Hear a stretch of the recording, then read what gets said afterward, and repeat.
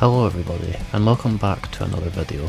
This is my first ever game review I'm doing on this channel, and I've decided to do it on a game that I have just recently beaten, and it's called River City Girls. Before we begin though, be sure to leave a like or dislike on the video, and subscribe if you want to see more videos like this in the future. Anyway, let's get into the review.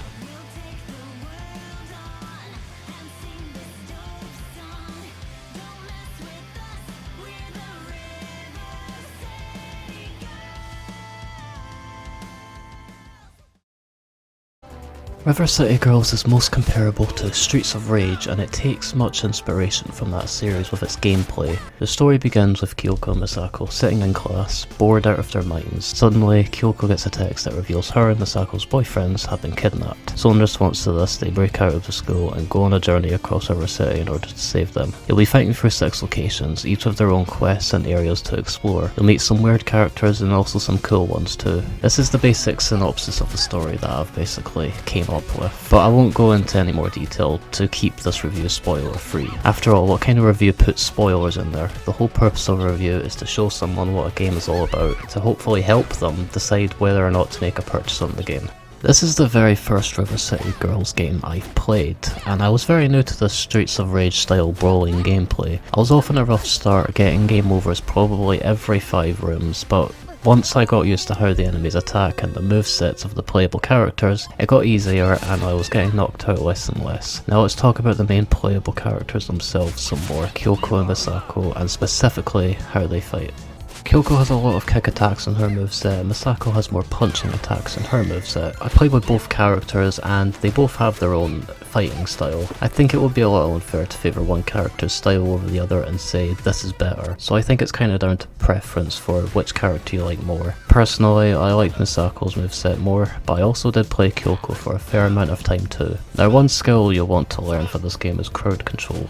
This is a useful thing to know because enemies can lock you into a combo if you're not careful, and it can happen more than once in the span of a couple of seconds if you get surrounded.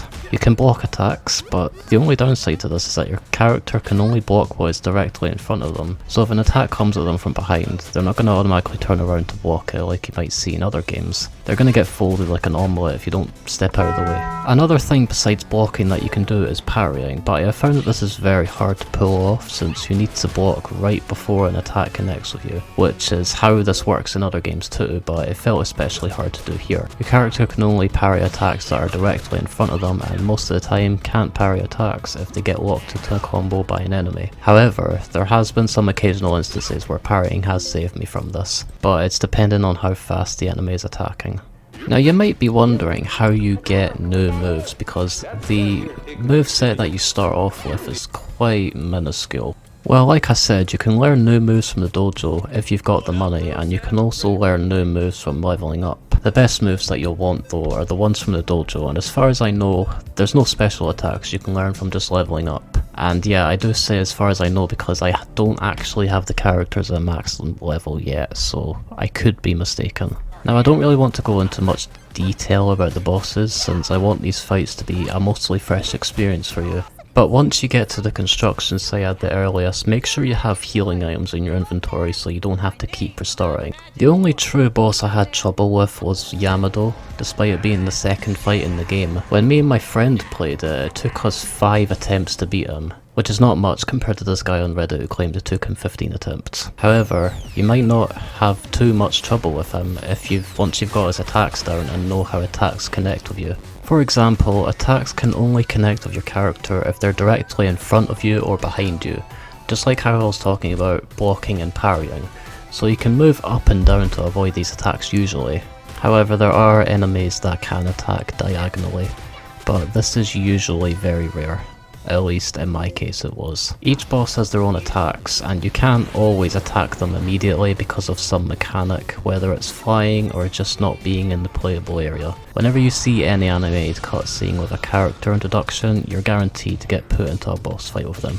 The game usually does hint at these upcoming fights through character dialogue though, which is helpful, although if you heard how I said usually, you'll assume that this isn't always the case, by which you would be correct, such as this boss literally coming out of nowhere. I wasn't ready for it and ended up getting knocked out.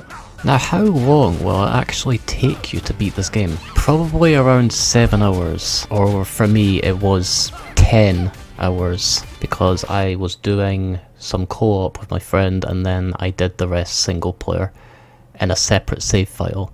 So I played through some of the game in one save file and then I played through all of it in the other save file.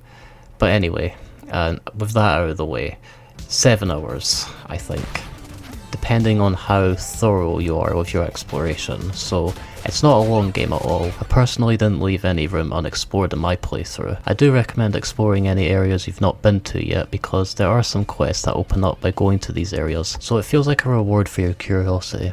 The story isn't anything groundbreaking, but for a game like this, it doesn't need to be. I like how the game has a sense of humour and it gives it more personality in my eyes, such as this one cutscene with Yamado, where it's fading to white and the characters acknowledge that it's a flashback and try to get him to stop talking about his backstory. It got a chuckle out of me. Thought you guys were friends. We were. A long time ago. What's happening? It's a flashback. No one cares, Yamada! Another thing I find funny are these enemies, which are obviously a parody of Arnold Schwarzenegger. Just listen to how their voices sound and you'll see what I mean.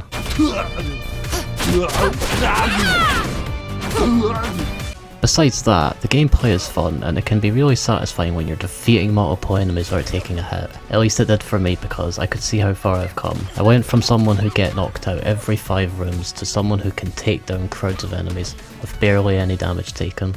One good thing about the story itself is that once you beat it, you're given the option to continue where you are now, or restart with your current status and items, so you don't need to just grind enemies after beating it to get to your max level. A new game plus like this existing does give the game more replayability in my eyes. And yes, even if you choose to continue where you are now, it will present you with this choice again upon quitting and re-entering the game. Now that we've got the story, characters and other good stuff out of the way, allow me to move on to what I don't like about this game. One thing I mentioned previously is that enemies can lock you into a combo with you having almost no chance of escaping it. This can be pretty annoying, especially if you want to save your healing items for a potential boss fight coming up. Another thing I don't like is that you have to backtrack if you want to learn new moves from the dojo or get more healing items, which is mostly okay since this is a game that has a sense of exploration with its map system, but it can feel really bad when I lose to a boss and I have to backtrack all the way to a store so I can get more healing items.